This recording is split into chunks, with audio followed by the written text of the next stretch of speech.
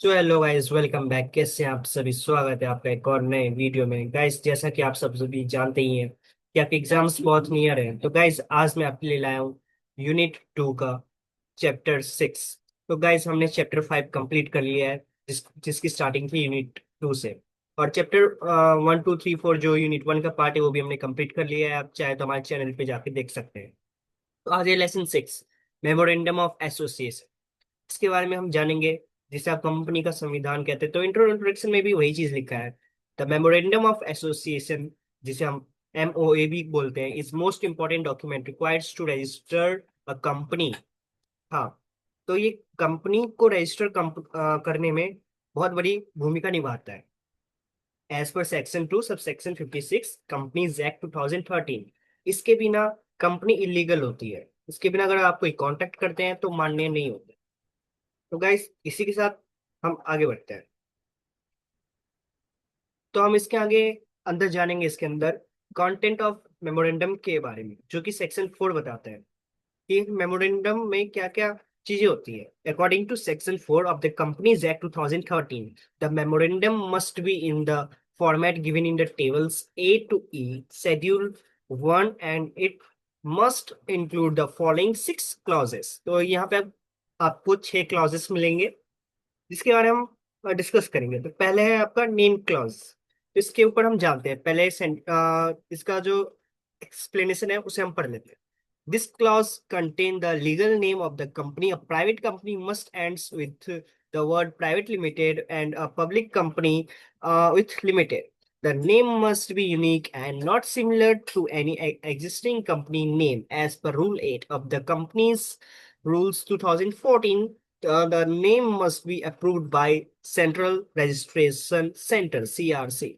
तो गाइस, आपका जो कंपनी नेम है वो यूनिक होना चाहिए और approved by central registration centre से होना चाहिए। तो इसके अंदर अगर आपकी कंपनी प्राइवेट है तो आपके नेम में प्राइवेट लिमिटेड होना चाहिए, और आपकी कंपनी अगर पब्लिक है तो लिमिटेड आपके कंपनी के एंड में होना चाहिए। इसके आगे हम इसी के अंदर और दूसरा पॉइंट आता है रजिस्टर्ड ऑफिस क्लॉजेस। इसके बारे में हम जानेंगे सेंटेंस के साथ। This clause states the state in which the registered office of a company is located.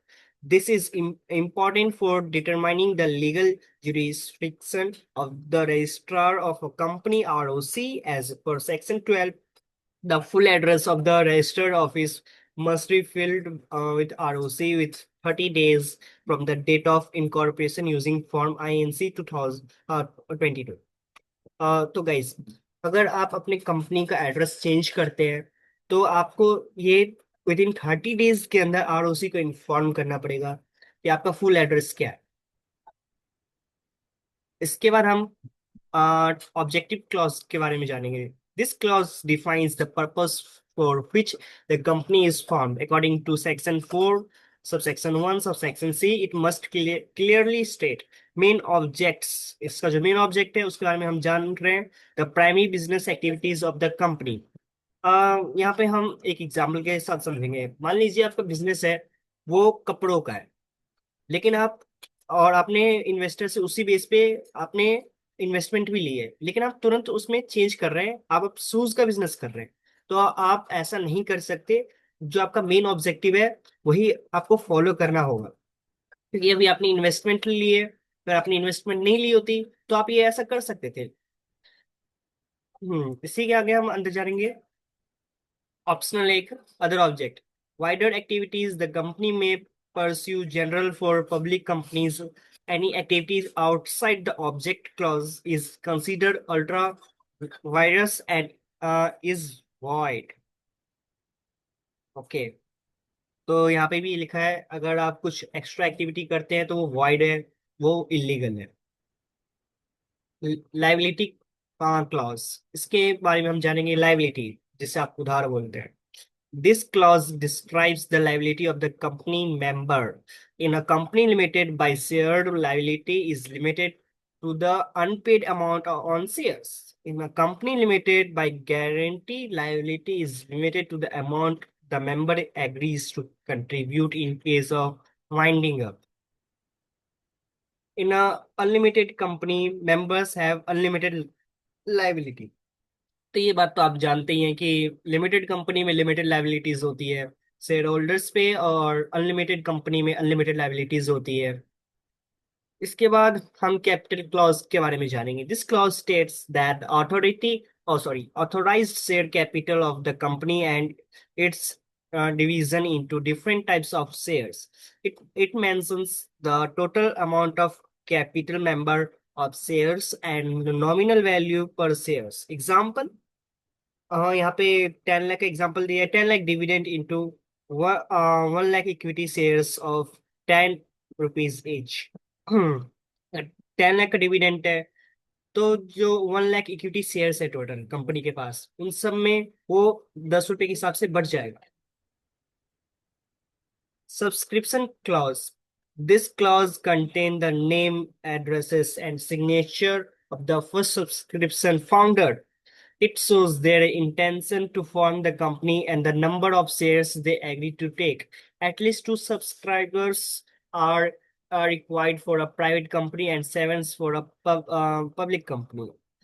तो गाइस, जैसा कि आप सब जानती हैं कि मिनिमम 2 सब्सक्राइबर्स आपके प्राइवेट कंपनी के लिए होने चाहिए और 7 आपकी पब्लिक कंपनी के लिए। और इसका जो फर्स्ट स्टेप होता है, जैसे कि नेम, एड्रेस, सिग्नेचर, ये सब आपका फाउंडर ही करता है। Alteration of memorandum of association. अब इसके अंदर आप कुछ चेंजेस भी करेंगे। आगे कंपनी जब आपकी बन जाती है उसके बाद आप कुछ चेंजेस करना चाहते हैं तो वो भी आप कर सकते हैं। तो ये आपका alteration of memorandum of association के अंदर आता है। हम डेफिनेशन के साथ इसकी स्टार्ट करेंगे। The MOA can be altered after incorporation but only by following legal procedure under section 13 of the Companies Act 2013. The company must pass a special resolution 75% majority approval and files necessary form with the ROC approval from the central government, and regional director may be need depending on the type of alteration. तो guys, अगर आप अपने कुछ changes करना चाहते हैं जैसे name में, ऑफिस में या फिर ऑब्जेक्टिव में, तो इसके लिए आपको 75% मेजोरिटी का अप्रूवल लगेगा और उसे पास कराना पड़ेगा आरओसी से। तो कुछ चेंजेस होते हैं, हम उसके बारे में जान लेते हैं। तो चेंज इन नेम क्लॉज, अगर आप अपने कंपनी के नेम में कुछ चेंज करना चाहते हैं तो उसका ये रहा। As per section 13 sub section 2, a company can be changed its name by passing a special resolution and getting approval from the central government through form INC 24. However, if the change is from private to public or vice versa, no government approval is needed. अगर आपकी company अब private से public हो गई है तो इसके लिए गवर्नमेंट अप्रूवल की जरूरत है नहीं, लेकिन बाकी चीजों के लिए है। Change in registered office clause. तो within same city town just file form INC 22 with ROC। अगर आप सेम सिटी और या टाउन में अगर आप अपना एड्रेस चेंज कर रहे हैं कंपनी का, तो आपको just INC 22 with ROC file करना है। From one city to another with the same state. अगर सेम स्टेट में अगर आप एक सिटी से दूसरे सिटी में जा रहे हैं, तो उसके लिए स्पेशल रिजोल्यूशन आपको पास करना पड़ेगा। From one state to another, pass a special resolution, take approval from regional director, and file form INC 23 and INC 28 as per section 13 subsection 4। तो अगर आप एक स्टेट से दूसरे स्टेट में शिफ्ट हो रहे हैं तो उसके लिए आपको बहुत सारी फॉर्मेलिटी पूरी करनी पड़ेगी। आपको रीजनल डायरेक्टर के अप्रूवल लेना पड़ेगा, फॉर्म INC 23 फिल करना पड़ेगा और INC 28 भी फिल करना पड़ेगा as per section 13 sub section 4। Changing object clause allowed under section 13 by passing special resolution and filling form NGT 14 if the company has raised funds from the public through a prospectus and has not fully used them. It must publish details in newspaper, provide an exist offer to dissenting shareholder. Okay. तो guys, अगर आप अपनी company में objective, जैसे कि मैंने बताया था कि अगर आपका कपड़ों का बिजनेस और आप शूज बिजनेस में आ रहे हैं, तो ये आपको सबको बताना पड़ेगा, जितने भी आपके शेयर होल्डर्स हैं। आपको एक न्यूज़पेपर में ये डिटेल्स डालनी पड़ेगी और आपको फॉर्म MGT 14 फिल करना पड़ेगा। अगर आप अपना ऑब्जेक्टिव चेंज कर रहे हैं तो। इसके बाद आपका आता है चेंज इन लाइबिलिटी क्लॉज। अगर लाइबिलिटी के अंदर कुछ चेंजेस हो रहे हैं तो उसके लिए this is also required a special resolution if liability of member is being increase, written consent of member is required. In some case approval of the NCLT tribunal is also needed. Okay. कुछ cases में NCLT का approval भी जरूरी होता है अगर आपकी liability बढ़ती जा रही है तो। Change in capital clause. As per Section 61, uh, a company can alter its capital clauses by passing an ordinary resolution more than 50% approval and filling Form SH7. This may include increase, reduce, or reclassification of capital. तो guys इसी के साथ हम last point पे पहुंच गए हैं। Change in subscription clause. This clause can not be altered after registering of the company. तो चेंज इन सब्सक्रिप्शन, ये जो है आप इसे कंपनी रजिस्टर होने के बाद नहीं कर सकते। इसके बाद अब एक समरी है जो पूरा ऑल ओवर कवर करता है। The memorandum of association is a fundamental legal document that defines the companies scope, structure and purpose. It is mandatory for incorporation and must include six main clauses: name, registered office, object, liability, capital and subscription. Each clause has its specific legal requirements. Alteration to the memorandum of possible under Section 13, but requires formal procedure, includes passing of resolutions, filling with ROC.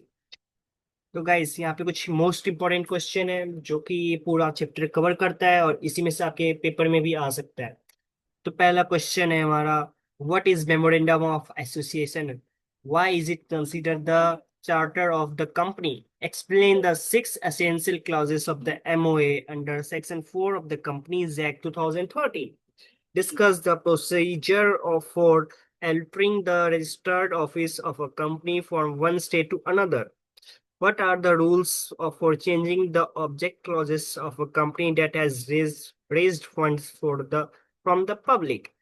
Distinguish between MOA and Article of Association. ये कुछ question है जो कि आपके paper में आ सकते हैं, तो इसे कृपया करके स्किप ना करें। तो गाइस आज के लिए इतना ही। हम जल्दी मिलते हैं चैप्टर 7 के साथ, तो हमारे साथ बने रहे। और अगर आपको वीडियो अच्छा लगा तो आप नीचे लाइक भी कर सकते हैं। Thank you guys. Have a nice day.